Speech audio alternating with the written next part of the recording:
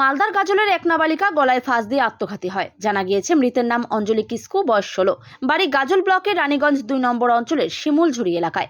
এরপর তাকে গাজল state general হাসপাতালে নিয়ে গেলে কর্তব্যরত চিকিৎসকেরা মৃত বলে ঘোষণা করেন। এ নিয়ে এলাকায় ব্যাপক শোকের ছায়া নেমে এসেছে। এদিন রবিবার বেলা 1টা নাগাদ ওই নাবালিকার মৃতদেহটি ময়নাতদন্তের জন্য গাজল স্টেট জেনারেল হাসপাতাল থেকে মালদা মেডিকেল কলেজ হাসপাতালে পাঠান গাজল থানার পুলিশ।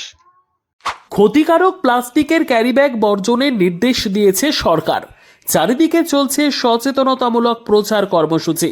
রায়গঞ্জেও তার ব্যতিক্রম নেই। ক্ষতিকারক প্লাস্টিক পরিবেশকে চরমভাবে দূষিত করছে। এর থেকে নিস্তার চাই। তাহলে উপায় কি? চিন্তা নেই, রায়গঞ্জে চলে এসেছে বিকল্প ব্যবস্থা। সবার জন্য সুখবর। পশ্চিমবঙ্গ সরকারের অনুমোদনে আগামী সপ্তাহ থেকেই শহরে তৈরি হতে চলেছে পরিবেশ বান্ধব দূষণমুক্ত বিভিন্ন ধরনের বায়ো ক্যারিব্যাগ, যা অবশ্যই পচনশীল। একেবারে সুলভে পেয়ে যাবেন আপনারা। আগ্রহী বিক্রেতা ও ডিলারশিপের জন্য অতি সত্বর যোগাযোগ করুন আমাদের সাথে। আমাদের ঠিকানা ইকো ক্যারি ইন্ডাস্ট্রিজ, জেলখানা মোড়, রায়গঞ্জ, উত্তর দিনাজপুর। আমাদের মোবাইল নম্বর 7001178352 অথবা 9434171272 অথবা 8250161082 অথবা 9800217806।